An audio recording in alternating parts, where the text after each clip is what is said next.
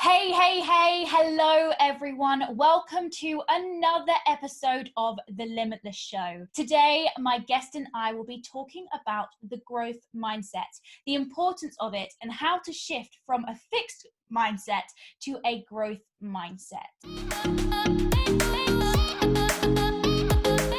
I am so excited to introduce you to my guest and this topic because it's literally one of my favorite topics, mindset in a whole, but growth mindset is something so important to me too because it's literally changed my life. I met this amazing woman over Instagram where I actually meet most of my guests, but she has such an amazing kind of presence on Instagram. So I'll definitely put all of her details in the description below if you want to go check her out. But without further ado, thank you so much for being here on The Limitless Show, Maria. Hi, it's so great to be here. I'm so excited to talk about this. Yeah, so am I. It says in your bio that you're a mindset rewiring coach. So I feel like this is the perfect topic to be talking to you about because most people do need to have their mind rewired from a fixed mindset to a growth mindset. Yeah, I definitely feel like it's interesting kind of seeing how many people put limits on themselves and what they're capable of achieving because it's just simply not true. We are able to do so much more than we give ourselves credit for. And that's really my goal, especially for women, because I feel like women in particular are kind of put into a box. And I want to be the one to help and be like, honey, you can do whatever you want. You don't have to listen to what anyone else says. And there are so many examples of women across the world doing what they want. So it's just really a matter of looking for who you want to kind of emulate and take an example of and do that for yourself in your life. That's so true. I really do like to think if someone else is doing it, why not you? If someone else is doing it, you can too. But yeah, I love that. I've really come to realize I didn't really know what my message was when I started this channel, but I've come to realize the message of my channel is that the only limitation is actually ourselves. Like we are the only people who puts limitations. It may seem like it's something else like procrastination or other people, but the whole fact is it's actually us. We are the limitation and we've got to find a way to get over that roadblock. I'm so excited for this topic today. So we're going to be talking about the fixed mindset and a growth mindset. So for anyone who doesn't really know what these two terms are, could you explain to me in your own words, what is a fixed mindset and what is a growth mindset? Yeah, of course. Someone who has a fixed mindset basically thinks that the way they were or brought up is always going to be. They don't really have room to improve or achieve what they want to achieve. And they're kind of thinking, this is the way it's always been and this is the way it's going to be in terms of what they've done and what they're good at. They see their ability to do things as inherent either talent or just something that they were born with. So they're thinking, okay, this is what I was born with and it's all I have and nothing's going to change. Whereas someone who has a growth mindset, they don't consider themselves as someone who, like what they were born with, that's always what it's going to be. They are aware of the fact that they can hone abilities and skills. They're aware that if they put effort towards certain things, they can improve them. They don't think that, they're going to get by on pure talent. They're willing to put in work and effort to achieve the results that they want to achieve. So they're looking at themselves and life as more, okay, well, I don't know, or I'm not able to right now, but I can look for the resources to help me understand or do this thing better.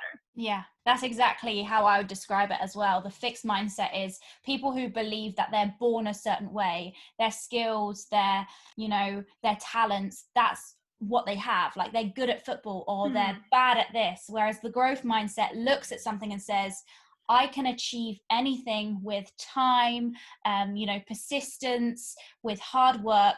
I can acquire any kind of skill or talent. But yeah, it's something that I've definitely struggled with in my past, especially when it comes to learning as well. I always used to think, I'm stupid. This is the way I'm always going to be.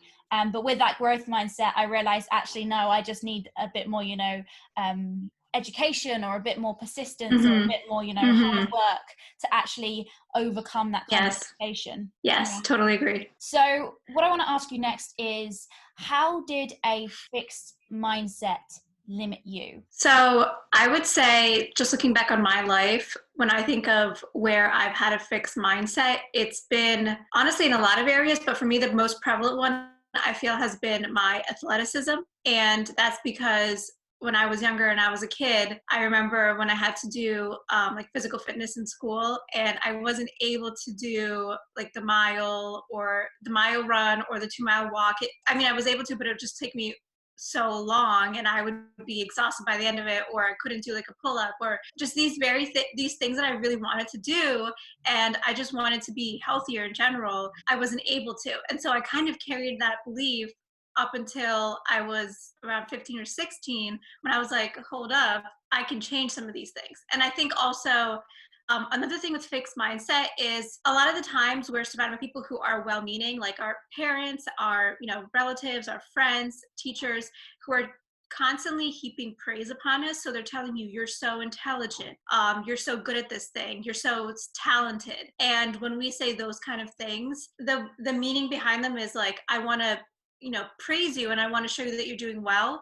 And I get that it's well intended, but it makes people feel like if they don't have it, then they don't have it. So if they're not intelligent, you're not telling them that they're intelligent, that there's no way for them to become more intelligent, or there's no way for them to become a better dancer, or a better, in my case, mixed martial artist, or a better runner. So in those areas, we kind of have to be aware of how we're speaking to people, especially children, and we have to be telling them things like, oh, this is great that you've achieved this. You must have put a lot of effort into it. So making it clear that they're not just innately born with it, they actually had to do something in order to achieve it. So with me, fixed mindset has been with my athleticism, because I was actually fortunate enough to go to a school district that had a program for children who were more advanced readers and writers. And I was part of that program. So in terms of schoolwork, I was always doing really well. I was in a special program that, provided more challenging coursework for kids at my level.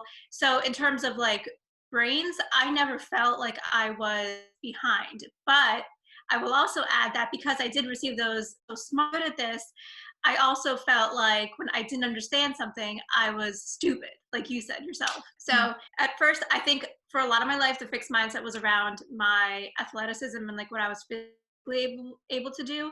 But I think it also kind of crept in with my intelligence. And I was like, am I just an idiot? Like, I don't understand why I can't grasp certain things. But then I realized it's not about how I necessarily think, or I'm doing something wrong. It's just the way that I've been taught to perceive myself and my growth. You've made some like amazing points with that, and especially the things that stick out to me. Like limiting beliefs, a fixed mindset really comes from not only us, but how we were brought up as a child, our surroundings, who spoke to us. And I don't know how you learnt about growth mindset, but I learnt it through a book by Dr. Carol Dweck called Mindset. And in exactly the one I read. Yes. Yeah, that's how I learned about it. And if anyone is interested in this topic, definitely go read it, because she goes it's a fantastic book. She goes through so many different case studies. And one of them, which I'm pretty sure I read in that, was similar to what you just said, was the fridge picture. When children do a picture in like primary school or elementary school or whatever you call it, wherever you are, and the parent says, oh my gosh, that's such an amazing picture, let's put it in the fridge.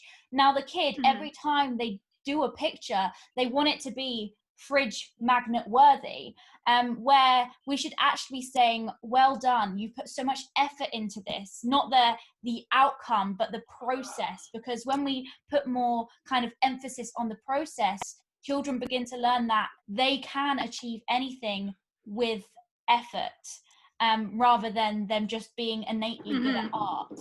What else would you say limited you with a fixed mindset?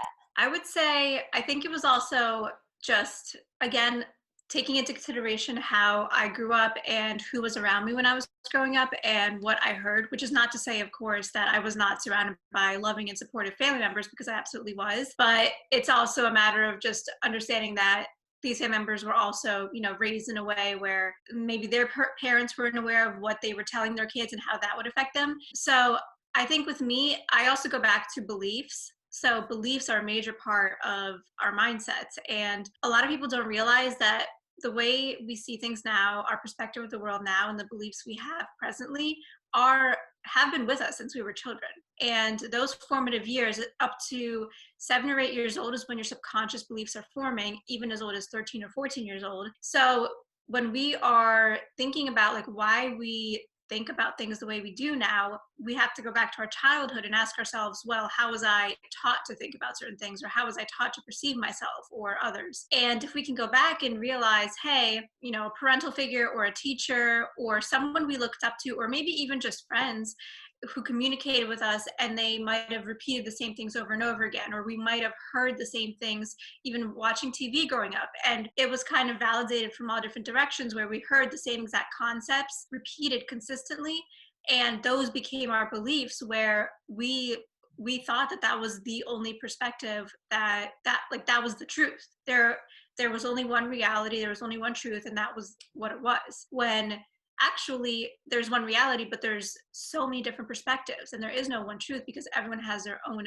you know, view of what really is. And understanding that, going back to your beliefs, looking at those hand in hand with what your mindset is currently, can be so transformative, because it unlocks so many different things about yourself, and just bits of wisdom where you're like, oh my gosh, I understand now where this belief came from, where I understand why I, you know, have issue finding people who I really love spending time with, or I have relationship issues, or I can't seem to go where I want at work or advance in my career. And it's like this onslaught of, oh my gosh, realizations, because you've just gone back and realized this is how you've been brought up. So I think those two things hand in hand are so important, and I think the beliefs are a major source of the like mindset struggles that we have. Yeah, it's so true. And I think along with the beliefs, a lot of issues that people have is they don't realize that the thoughts in our heads and the beliefs,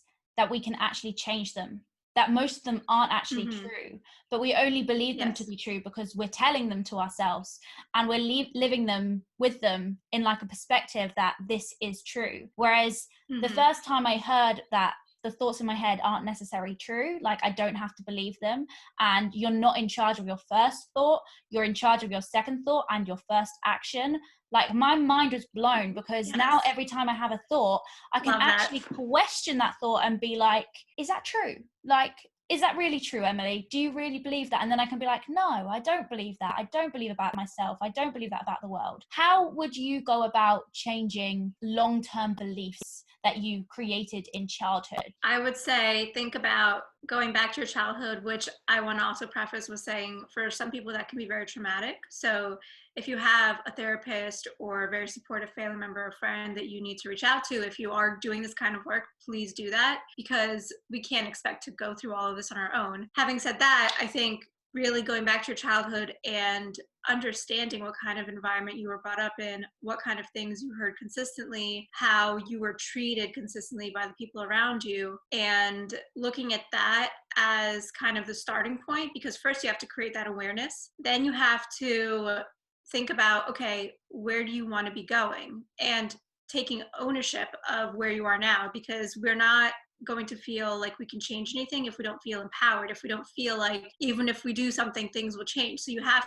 to take responsibility for your life, and you have to say, this is what it is, and I'm going to be the one to change it for the better or for the worse, obviously, hopefully for the better, and say, okay, I've decided that, and now I'm going to figure out which direction I'm going in and which new beliefs I want to create for myself. And then after that, take action toward those beliefs. So the first step is always awareness and just being honest with yourself, because people are so often afraid to just put it all out there and be like, this is what it is, and this is what I'm struggling with, because I feel like everyone thinks you have to be just perfect and have it all figured out, but you don't.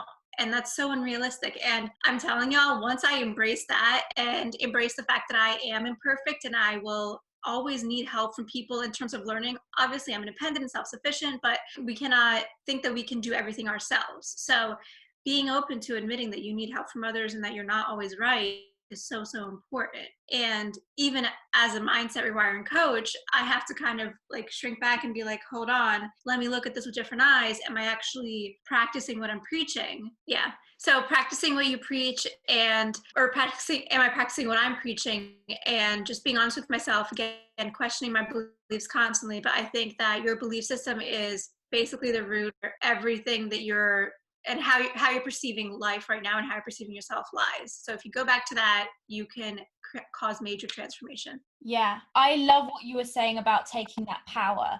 It can be so scary, and it's like when I was saying with the message of my channel is you are responsible for like your own limitations. You are your own limitations. But that power is scary, and people don't want to take responsibility for their life because then they actually realize that they are the problem or their mindset is the problem. But without taking that power, you can't take action because there's no, way that you can move forward because you don't believe that you can make the change yourself. So I love Yep. what you say about power. What I want to kind of move on to next is how to shift from a fixed mindset to a growth mindset. I know you've already said about beliefs and changing your beliefs and going back and thinking, are these beliefs helpful or are these beliefs like serving me, or how going back in time to like kind of change it and think about it. What else can people do to kind of make that shift? I think I'm a big fan of questioning everything. So questioning, do I believe that I am capable of change? Do I believe that I have control over my life? Do I believe that the most successful people in the world, for example, are just talented and they're not actually putting in significant effort toward their work? So sometimes we know the answers to these questions, but we just don't want to hear them because it means, again, like being honest with yourself, we're not putting in the time and effort where we should be. And again, going back to beliefs, that's a whole separate, that's getting into this where you have to ask yourself, well, why am I not putting in the time and effort where I should be? And then it goes back to, oh, I believe I'm this, I believe I'm that. But I think just asking yourself those questions of, do I really believe that I am going to be the same way forever? And allowing yourself that room to just grow and learn and make mistakes. I think switching from fixed to growth mindset is so heavily predicated on being able to accept that you will make mistakes, not seeing failure as failure, I guess. I don't know how to better put that, but not seeing failure as something that is really possible if you are not giving up on what you ultimately want to achieve. Because the way that I don't even think of myself as possible as able to fail at this point, because I see every setback, every mistake I made, every misstep I make as an opportunity for learning. I don't even see it as failure at this point because now I'm receiving feedback and I can understand what I did wrong and what I did right. I can change what I did wrong and then improve even more upon what I did right. So thinking in the sense of, you're not going to fail, you're just getting feedback and understanding where and how you can be even better. I think that's such a major thing because I think a lot of people are afraid to fail. They're scared to admit to themselves and also to other people that they don't have all the answers, that they aren't perfect. And I think I'm a recovering perfectionist. I don't know if you've read Brene Brown, but she has a lot of great work, and she calls herself a recovering perfectionist and says that she's an aspiring good enoughist. And I absolutely love that because so often we are going for perfection because we are trying to avoid shame and judgment from other people, but it's just not realistic because you can be the most perfect, you can be the juiciest peach in the world, and there's still going to be someone out there who doesn't like peaches and they will judge you for that. So trying to escape shame and judgment doesn't make sense in that respect either. So I think also understanding that you will never be perfect and embracing your imperfections is such a major part of it, because I've learned to really love that about myself and love the fact that my imperfections are very unique to me and everyone has different ones. And seeing them also not as imperfections necessarily, but just as your human traits, because we're human. We will never be perfect, and it's kind of silly to think that we will be. Anyone, even the most amazing person you can think of, makes mistakes. So all of that stuff tied together, and remembering that you just have to take it one step at a time and accept yourself for where you are, I think is the major thing. We are so unique as human beings, and wouldn't it be boring in a world full of people who are like just everyone getting it right? Yes. Like everyone Yes. succeeding, like the people and that you resonate most with, you resonate with their failures because that's kind of what you're going through as well. Mm-hmm.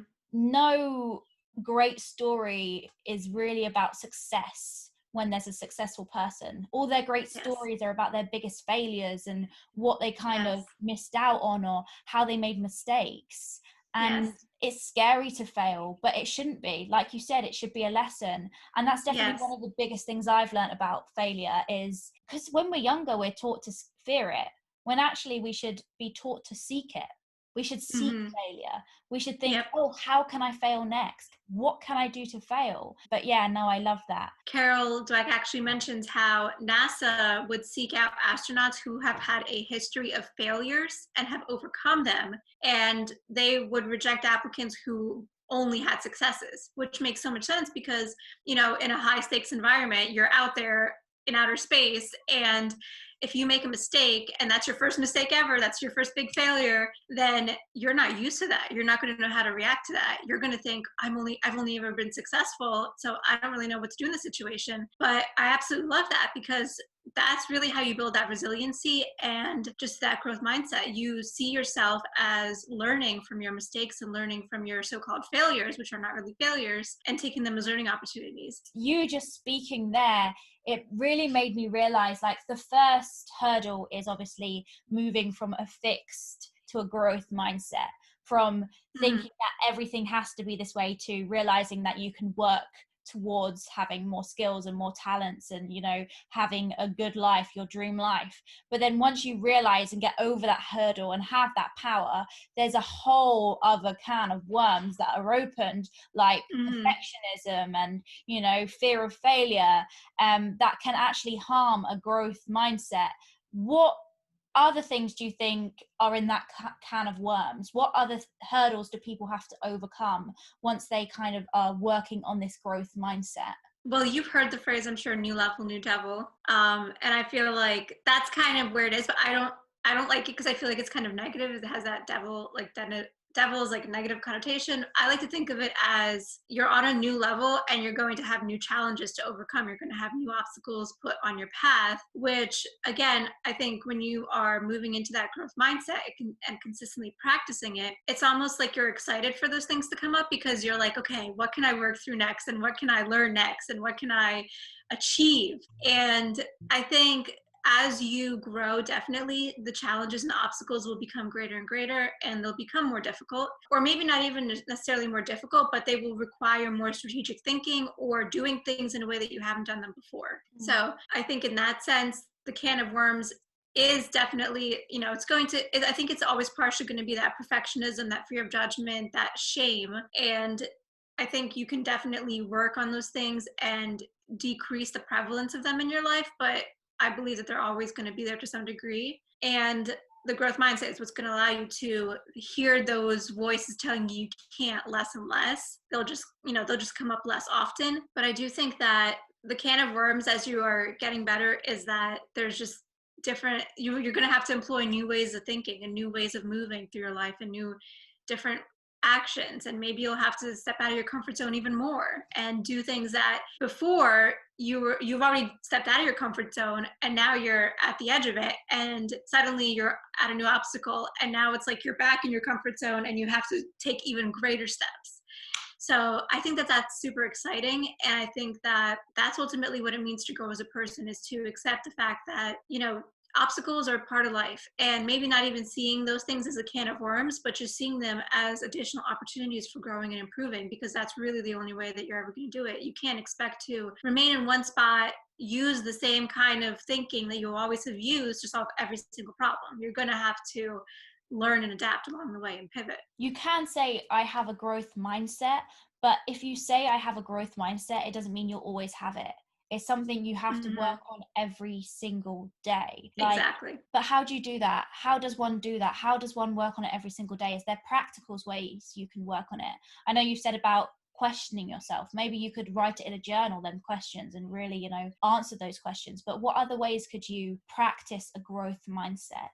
So I think journaling is definitely a great one. That's one of my personal favorites. And especially because I love to put the date and time on my journal entries, because then that way you can go back and you can see where you were a month ago, 3 months ago, 6 months ago, a year ago, and really witness how far you've come, which I think is great in terms of helping boost your ego a little bit and also show you that you are indeed capable of achieving things and, learning new stuff. But I think a lot of it is just awareness again about where your belief systems came from and consistently making sure that you're working on changing them. So telling yourself that you are not subjecting yourself to other people's limitations. And when you hear people tell you you can't do something or discourage you from doing something, ask yourself, should I really believe that, or is that their belief about themselves and they're kind of trying to force it onto me? So being mindful of other people and their experiences and their situations, what they've gone through and how they might try to put that on you, but also just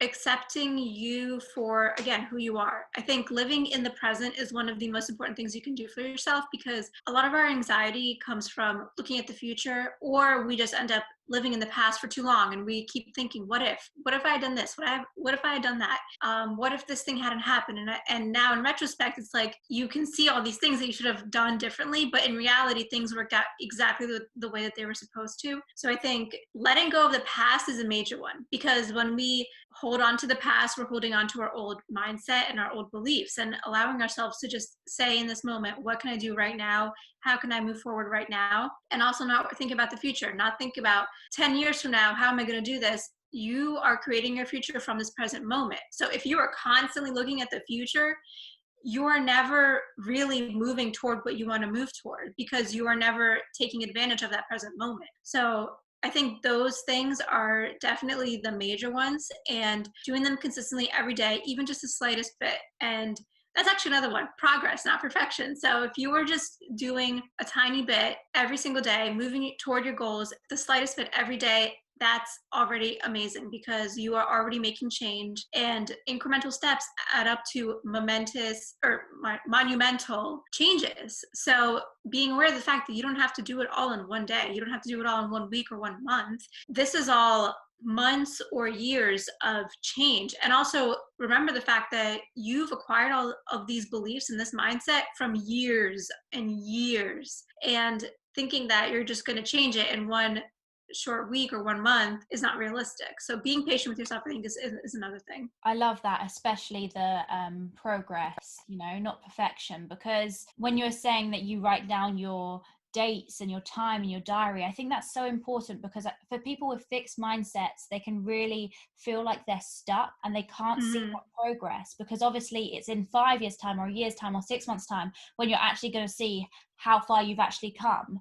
But day to day, it's hard to see progress. If you're losing weight day to day, it's hard to see progress. It's only after like 6 months when you see that.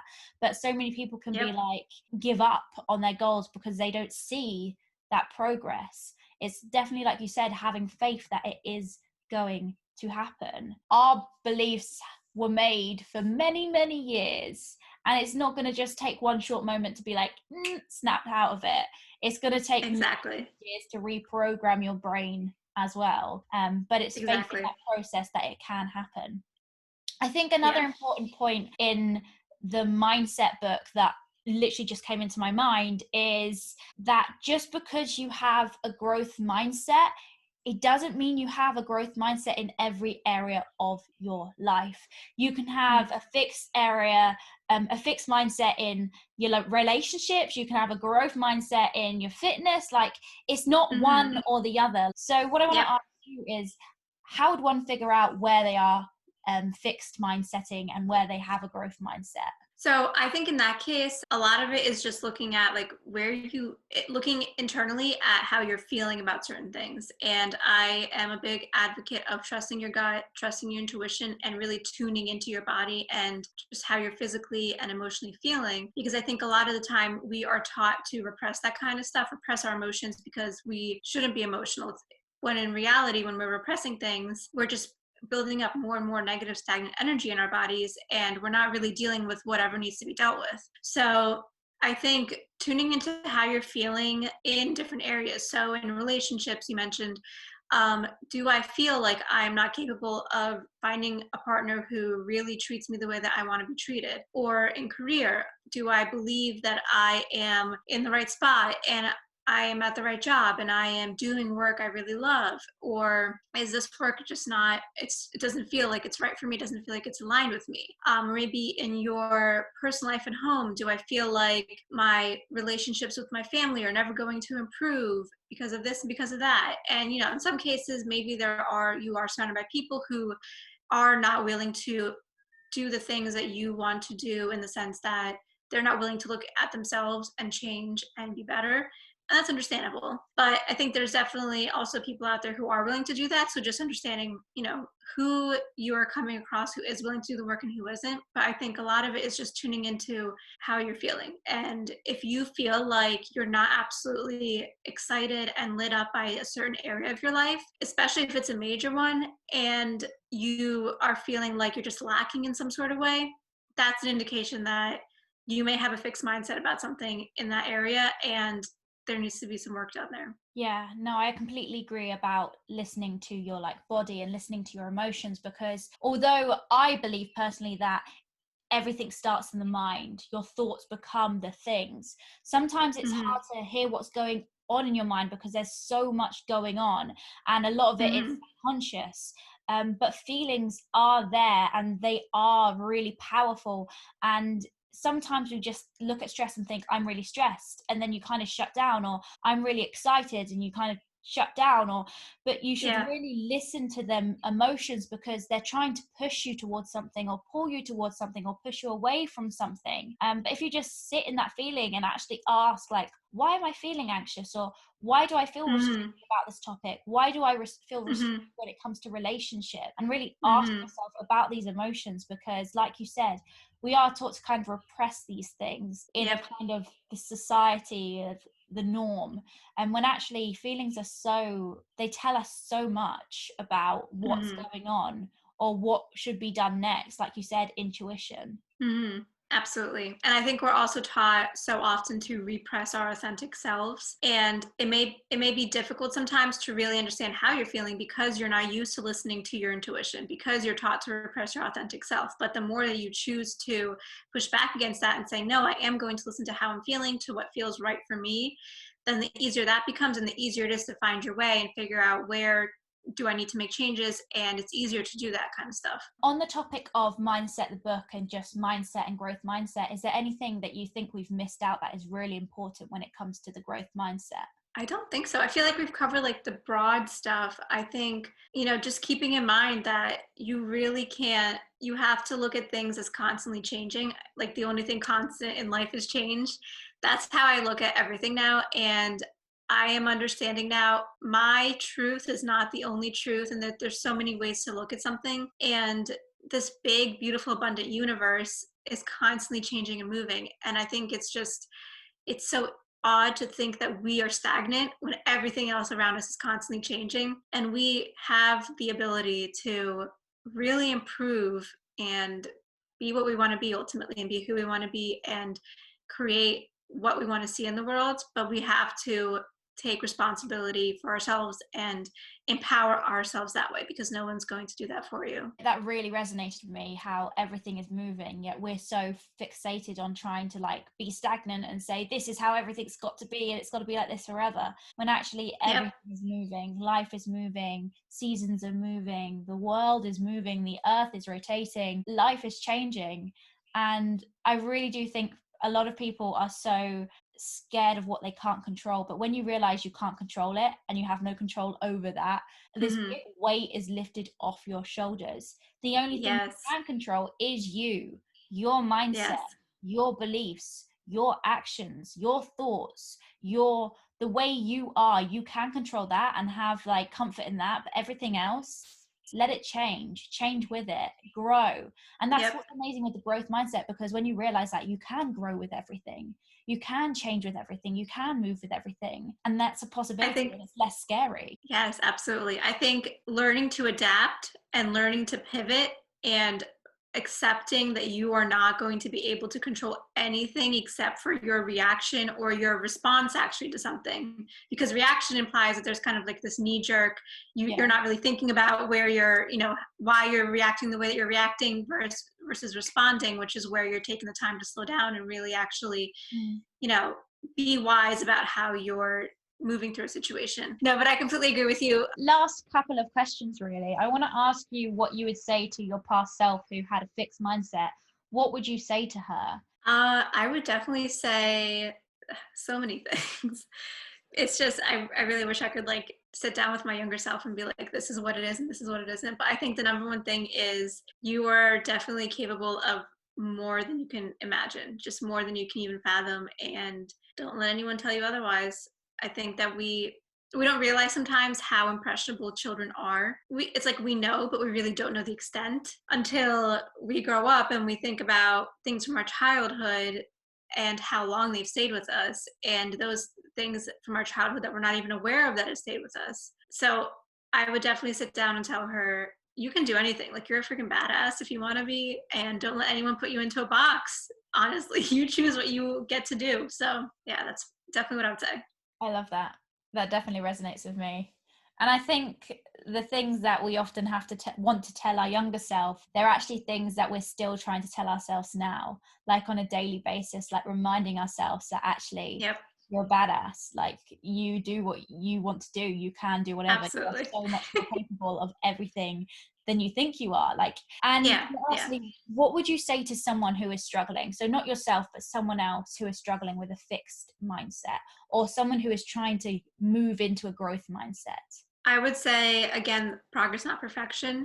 Allow yourself to make mistakes and allow yourself that room and accept that you will make mistakes, but don't see it as a failure, see it as a learning opportunity. And I would also say, be mindful of who you're keeping around you and what kind of beliefs the people around you are trying to push onto you. Because so often we accept the beliefs of others as our own, and we don't even realize that we're putting limitations on ourselves that shouldn't be there, that are not limitations that we've thought up for ourselves, but are those of someone who we are spending too much time around at work or in our family or wherever. We're being mindful of that, because I truly do believe that the people you surround yourself with are a major indicator of how successful you're going to be. So if you're looking to change your mindset from fixed to growth, it starts with you, but make sure you're also spending time around the right people, because people who are constantly just dragging themselves down are going to drag you down if they're not already. Yeah, like Jim Rohn says, you are the average of the 5 people you spend time with.